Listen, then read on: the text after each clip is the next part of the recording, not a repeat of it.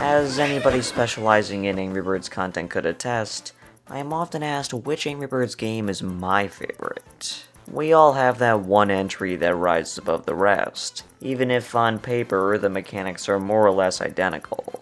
For me, I always take the cop-out answer with Angry Birds Trilogy, specifically the Xbox 360 or PS3 release, with its enhanced graphics and classic content bundle. But should that really count? It is technically a compilation after all, but in providing that as my answer, I am insinuating that my favorite standalone title is one of those three. And for me, that's none other than Seasons. Classic Seasons and Rio, unlike the Slingshot entries that succeeded it, are practically the same game. There's no exotic gravity mechanics, and they largely stick to the classic iteration of the flock. While I adore Classic because it was the first, and Rio because of the boss levels, what Seasons offered from level pack to level pack was unrivaled. With each update, you'd be dropped into a whole new world, always distinct from the last, and with a new gimmick almost every time.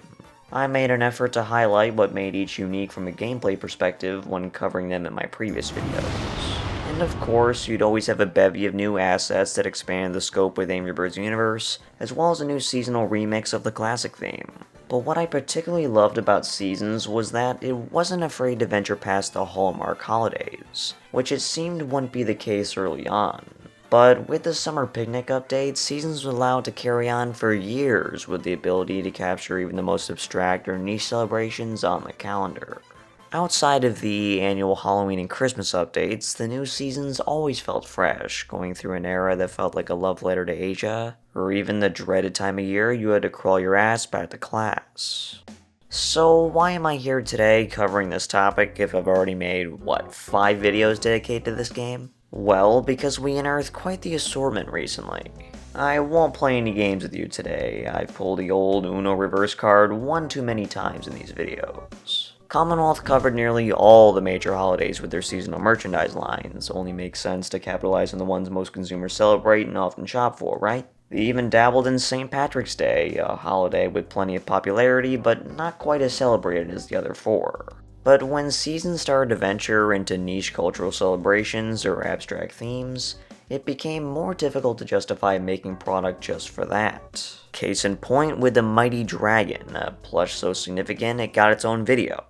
But if that exists, Summer Pignic, as we've established, was the first of many non-conventional seasons, though to be fair, it was arguably more in line with the game's title, with it actually being a season.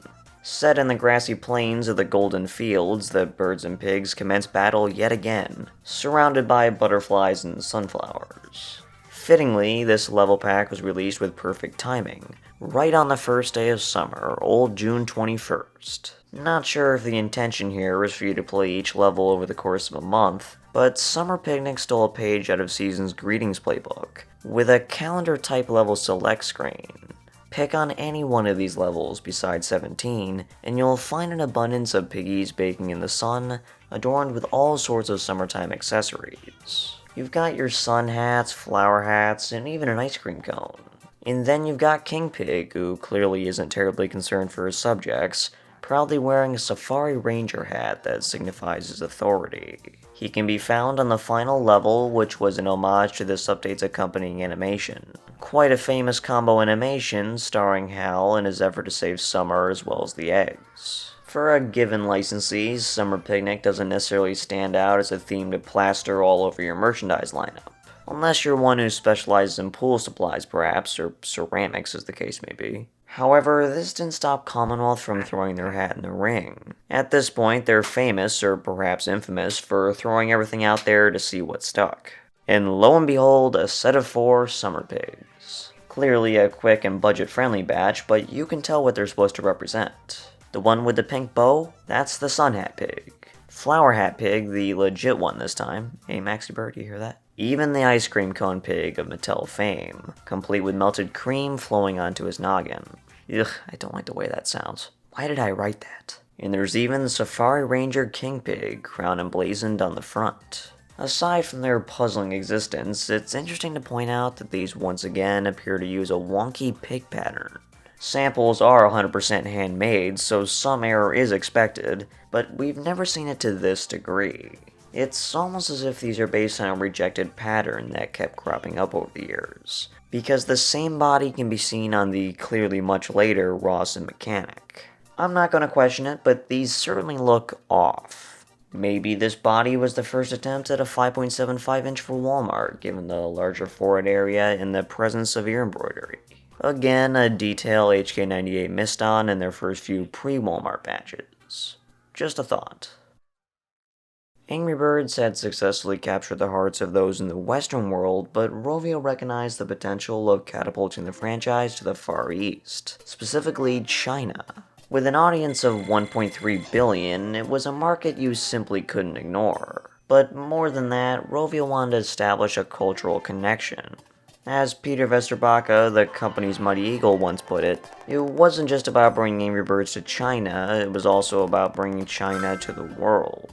Assuming Angry Birds as it was would be immediately embraced by the people, with different traditions and cultures, would be unfortuitous, leading Rovio to organize a campaign to appeal directly to them, starting with the update that directly followed summer. Moon Festival, a mid-autumn festival celebrated across Asia, was Rovio's first major effort. This was an all-new season's level pack, decked out with pagodas, temples, and a deep purple sky, and debuted on September 28, 2011.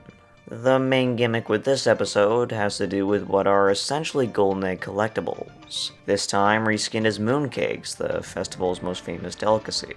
Find all the slices, complete the cake, and you're granted access to the bonus level. I think this episode's Asian authenticity is best illustrated in its section in the official guide. Like how the fake willow trees the pigs put together help ward off evil spirits. Perhaps birds in this case, right? Or how about its events transpiring through a paper dragon act? Each page even includes a Hoggy hat spotter graphic, cataloging all 4 unique hats from the episode.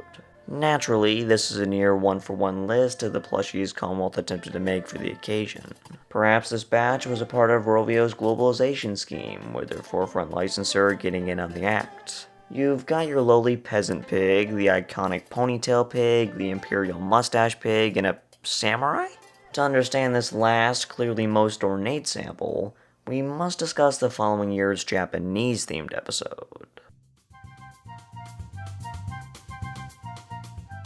After another trek to China for the New Year celebration, which shared many elements from the Moon Festival, Rovio set their eyes on Japan with the Cherry Blossom Update released on March 7th. Named after Japan's iconic angiosperm that is always in full bloom in the spring, this episode calls back to 8th century Japanese festivals held beneath these vibrant flowers. And you'll see trees full of them in the background, as well as 3,000 point petals scattered throughout the levels.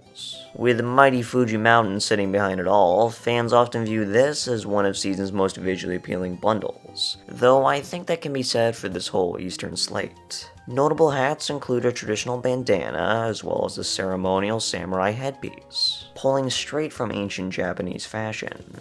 The lone cherry blossom plush in existence is of course based on this one, and my oh my is it striking. The wonky pig pattern is covered up by this oversized heap, making this arguably the finest plush we'll look at today. Those Felkel projections surely would intimidate the enemy, though the existence of this makes me long for a Fuji TV flock. A flash iteration of Cherry Blossom featuring warrior-inspired characters. Hold up, Editor Maximus here. Upon gathering footage for this segment, it has come to my attention this headpiece is completely absent from both Cherry Blossom and Sakura Ninja. Supposedly, it was meant for King Pig, but even he forgoes the piece, merely donning his crown in both instances. This calls into question the legitimacy of the official guide, which specifically notes his appearance in Cherry Blossom. Or perhaps we can chalk this up to Mighty Eagle's recollection, or misrecollection as the case may be. Either way, it's kinda fishy. And speaking of fish, with all the stereotypical holidays covered by 2011, 2012 seasonal slate was allowed to explore much more of the world. First touching on Japan, and then for the summer, vacationing to the lost city of Piglantis. This update brought with it all new water physics, not only dressing up the sets, but opening up a whole new world of buoyant strategies. Piggy attire evidently wasn't much of a focus here, with all but the Mermaid King Pig relegated to the menus. However, it's in this menu we find piggies who are seemingly attempting to simulate with the fish, wearing fishtails on their heads. It was apparently these that caught the eyes of Commonwealth as they'd make one of their own. And isn't it just adorable? They even embroidered this fella with a bit of a smile in keeping with the reference art. Also, while we're here, and because I probably wanted the chance to point it out ever again, if you look closely, the level select screen also has references to the Rapala fishing lures. The next update is one that we discussed before, so I'll keep it brief. If you want to hear more about Back to School, the Stella section of the classic documentary has you covered, as she was the bright pink new feature of the update. This isn't to say these 20 levels were devoid of new elements, as this update brought with it a whole new cast of accessorized pigs. Commonwealth's favorite this time being the dunce. Seems as if King Pig's attempt to whip his pigs into cognitive shape didn't work too well. Fun fact, the D on the cap is in the iconic Anamata shark font, used in many early builds of Angry Birds. We'll skip over Haunted Hogs, even though it's quite possibly the best of all 3 Halloween level packs, as our next Commonwealth pick hails from Winter Wonderham, 2012's final update. It's an all-out snowball fight between the birds and pigs, set in a candy cane forest and surrounded by northern lights. While it may not be too dissimilar compared to the previous Christmas level packs, for the sake of merchandise, this one is the resident home of the Elf Pig. This jolly lad found his way onto all of the hang tags of the 2012 and 2013 merchandise, though ironically it was never the actual merchandise himself. That all changed when Commonwealth commissioned a plush of the very character they had been printing over and over again. Since they chose to reference the stock art and not the in-game depiction, the actual sample would not only receive the hat, but also a sweet candy stick he could sink his teeth into. With each new seasonal hog, you can see their creativity ramping up, gradually transforming that base template into something far more expressive. And I think they're looking better each and every time. Following 2012, a rather busy year for Rovio, seasons would be put on a mini hiatus that lasted about 6 months, until the circus rolled back in town, literally with Abra Ca Bacon. In the time since Winter Wonderham, Mustache Pig seemingly took up magic and started a whole Bad Piggy circus operation, in preparation for World Circus Day.